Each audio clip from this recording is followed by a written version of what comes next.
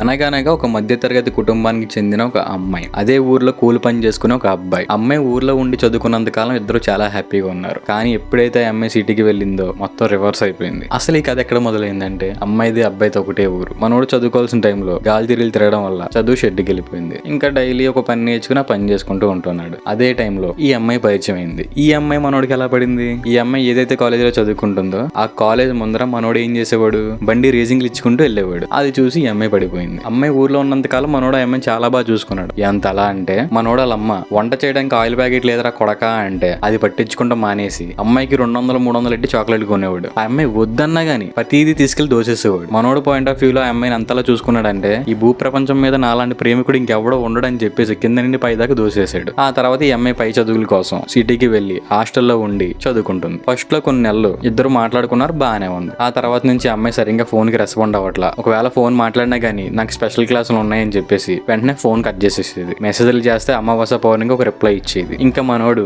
ఆ అమ్మాయి ఊరికి ఎప్పుడు వస్తుందా అని చెప్పేసి కాసుకు కూర్చున్నాడు. ఆ అమ్మాయి ఊరికి వచ్చే రోజు వచ్చింది. వేరే ఫ్రెండ్స్ ద్వారా ఆ అమ్మాయిని బయటికి తీసుకొచ్చి అడిగితే ఆ అమ్మాయి చెప్పిన మాటలకి మనోడు గుండె పగిలిపోయింది. ఆ అమ్మాయి ఏం చెప్పిందో తెలుసా? నేను బాగా చదువుకుని సెటిల్ అయ్యి మంచి పొజిషన్ కి రావాలి, ఒకవేళ నేను పెళ్లి చేసుకుంటే నువ్వు డైలీ కూలి పనికి వెళ్లి మాసిపోయిన బట్టలతో తిరిగి వచ్చిన తర్వాత ఆ మాసిపోయిన బట్టలను ఉతకడంతోనే నా జీవితం అయిపోతుంది, నాకు అటువంటి జీవితం వద్దు అని చెప్పి మనోడు మొహమ్మే చెప్పింది. ఎంతైనా ఇంట్లో పరిస్థితులు పట్టించుకోకుండా ఆ అమ్మాయికి కింద నుండి పై దాకా దోసేసి ప్రేమించాడు కదా మనోడు. అవన్నీ గుర్తుకొచ్చి ఆ అమ్మాయి ఎక్కడ చదువుతుంది ఏంటా అని చెప్పేసి ఎంక్వైరీ చేశాడు. అక్కడ వెళ్ళి చూస్తే ఈ అమ్మాయి వాళ్ళ ఫ్రెండ్స్ తో చాలా హ్యాపీగా ఉంది. ఆ పక్కన షాప్ లో ఉన్న కుర్రోని అడిగితే వాళ్ళందరూ లవర్స్ అన్నా ఏ చిన్న పార్టీ చేసుకోవాలన్నా మా షాప్ దగ్గరికి వస్తారు, అయినా ఇవన్నీ నన్ను ఎందుకు అడుగుతున్నావు అన్నా అని చెప్పేసి అడిగాడు. ఏం కాదు తమ్ముడు, మామూలుగానే అడిగానని చెప్పేసి మనోడు అక్కడి నుండి వచ్చేసాడు. అప్పటి నుంచి ఇవన్నీ విని చూసిన తర్వాత మనోడు పరిస్థితి ఎలా ఉందంటే ఆ అమ్మాయి ఎందుకు నన్ను వదిలేసింది అంటే సిటీకి వెళ్ళిన తర్వాత ఇలా మారిపోతారా అని చెప్పేసి తనలో తను నలిగిపోతున్నాడు. ఇక్కడ ఈ వీడియో చూసిన మీ అందరికి ఒక క్వశ్చన్, నిజంగా ఊర్లో అమ్మాయిలు సిటీకి వెళ్ళిన తర్వాత ఎందుకు మారిపోతారు? ఒకటి, ఫ్రెండ్స్ మార్చేస్తారా? 2, అక్కడ లగ్జరీ లైఫ్ ని చూసిన తర్వాత